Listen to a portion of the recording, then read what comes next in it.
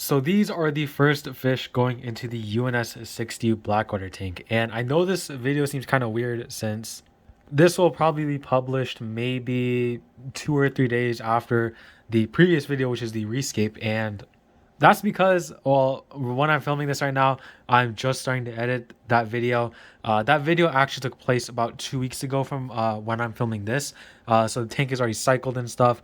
So it should be perfectly fine for these fish to go in. And what fish are they exactly? These are Emerald Eye Rasboras, and I have 12 of them.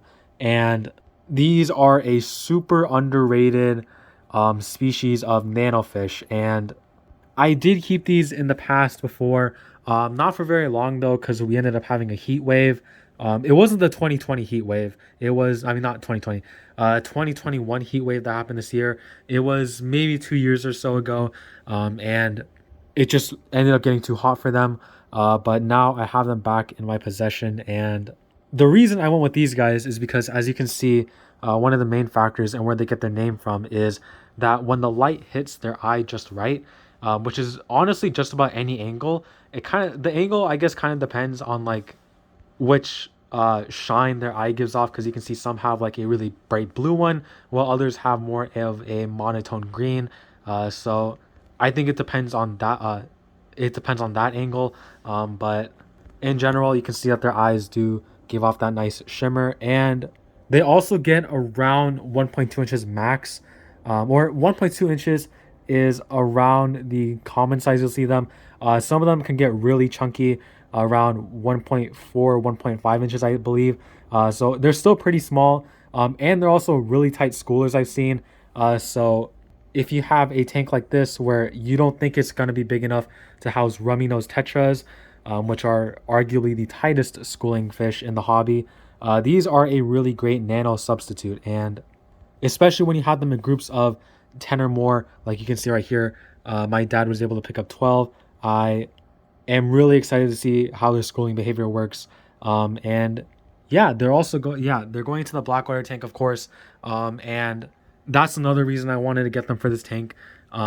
These were actually my last option, or a last minute option, as in I had two other species of tetra in mind, but I ended up switching out for these Emerald Eye Rasboras, because after looking at some photos of them in Blackwater, their eyes are just so bright that it's just not fair to leave them behind. So if I had the macro lens on, I would be able to get a good shot of this guy that's out of focus.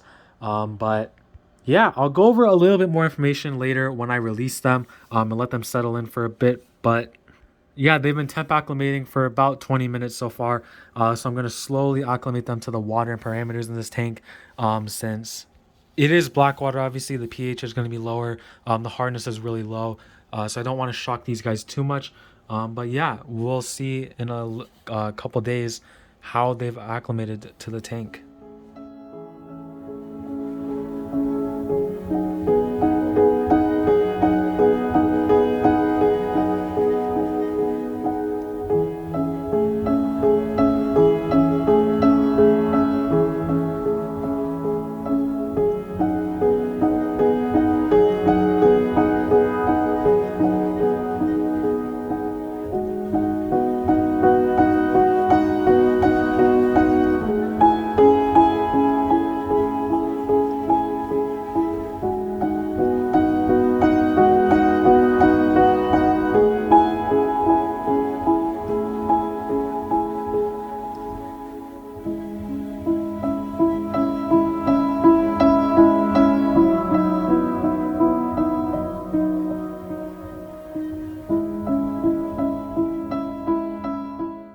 So it's been almost a week since adding these guys to the tank, and I would say they've settled in extremely well. I still have all 12, they've shown no signs of stress, disease, and they also have heavy appetites, which are all good signs. And honestly, they're starting to become one of my most favorite fish to keep in an aquarium. While they might lack in color since their bodies are mostly silver and then they have that white and black striped fin, I think their iridescent eyes are extremely fun to watch, and sometimes as well when the light hits their bodies just right. They can also get this kind of iridescent orange stripe on their body, which you can see kind of well if you know what to look for. I'll put a picture of it up right now, but That was just something cool that I saw in the morning. And their schooling behavior is also extremely fun to watch. For the most part, they school pretty tightly together, always staying in one group.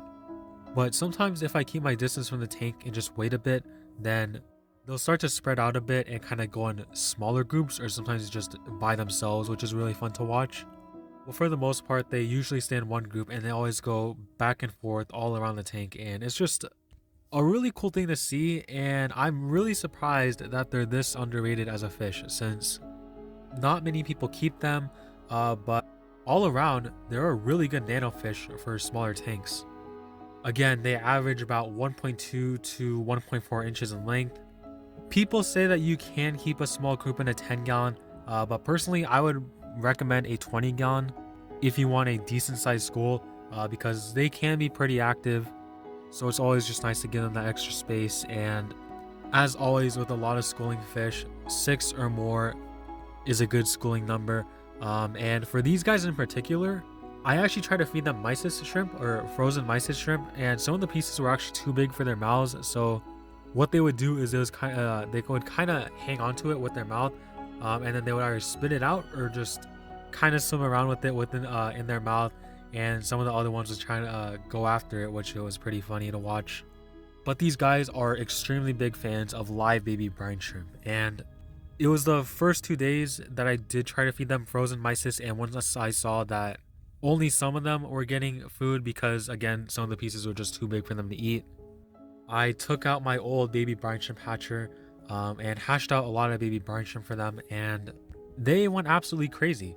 I've been feeding them baby brine shrimp so far because I do need to restock on flakes and other dry food like that, but I'm pretty sure they would take it. But feeding them the live baby brine makes sure that all the fish are getting food, so that none of them are either outcompeted or just starve, but their feeding response is also extremely fun to watch, because I posted some of it onto my Instagram, which I'll try and get a better shot for the video, but they just make quick zigzag movements, kind of going from one baby brine to another to try and snack them up. And I think especially because their eyes are kind of iridescent and their body's silver, when they're all in that crazy feeding response, you kind of see like little flashes here and there. It's so awesome to watch, and I think these guys were the perfect addition to the Blackwater tank. And if you have a Blackwater tank, around 20 gallons or so, and you're looking for a kind of tight schooling fish that has a really amazing quality with that iridescent eye, I think Emerald Eye Rasboras are the right fit for your tank.